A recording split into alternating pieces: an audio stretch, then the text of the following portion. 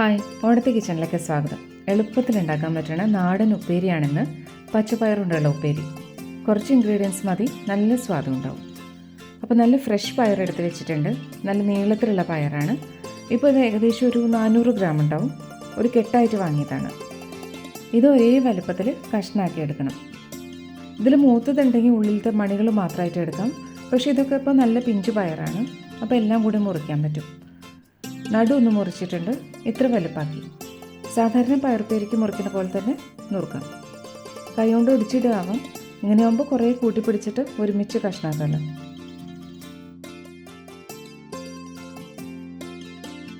ഉള്ളിൽ കേടുള്ള പയറല്ല, അതുകൊണ്ട് വേഗം നുറുക്കിയെടുക്കാം.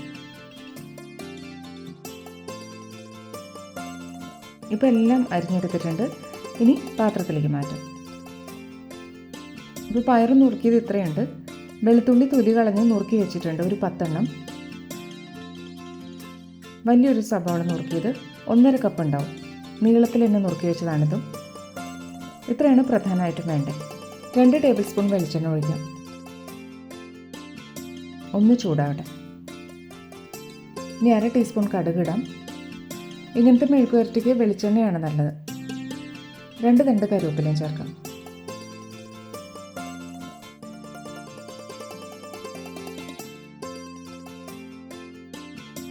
വെളുത്തുള്ളി നുറുക്കിയത്, പച്ചമണം മാറണം.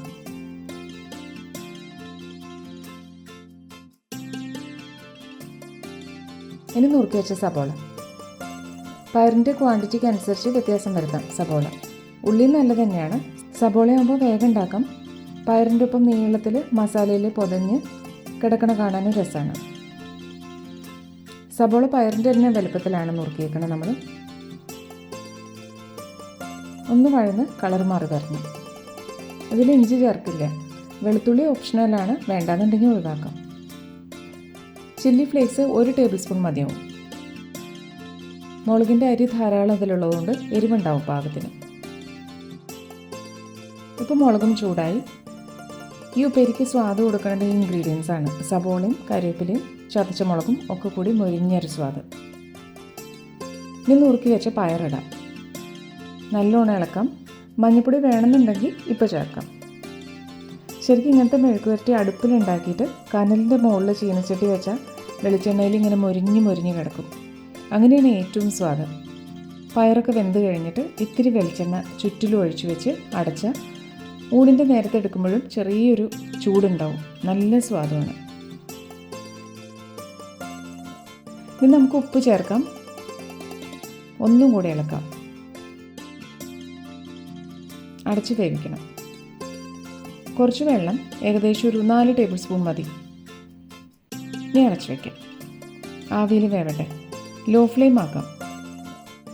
ഇതിലൊഴിച്ച് വെള്ളം തിളച്ച് അതിൻ്റെ ആവിയും പിന്നെ പയറിലത്തെയും സബോളയിലത്തെയും ജലാംശവും കൂടി ആകുമ്പോൾ എല്ലാം കൂടി നല്ലോണം വെന്ത് വരും.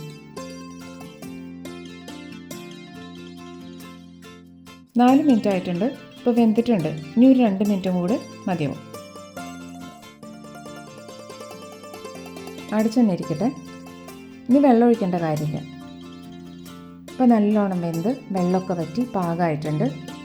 ഇനി ഒരു തണ്ട് കറിവേപ്പിലയും കൂടി ചേർക്കാം. കറിവേപ്പിലയുടെ ഫ്രഷ് മണം വരും. ഇനി ഓഫ് ചെയ്തിട്ട് മാറ്റാം. സബോള നല്ലോണം ചേർത്തതുകൊണ്ട് ഇങ്ങനെ സ്പൈസസിൽ പൊതിഞ്ഞിരിക്കണ പോലെ കിട്ടും. നല്ല സ്വാദുമാണ്. ഇഷ്ടമായ ഓണത്തെ കിച്ചൺ ലൈക്കും ഷെയറും ചെയ്യാം. വേറൊരു വിഭവമായിട്ട് വീണ്ടും കാണാം. Thank you.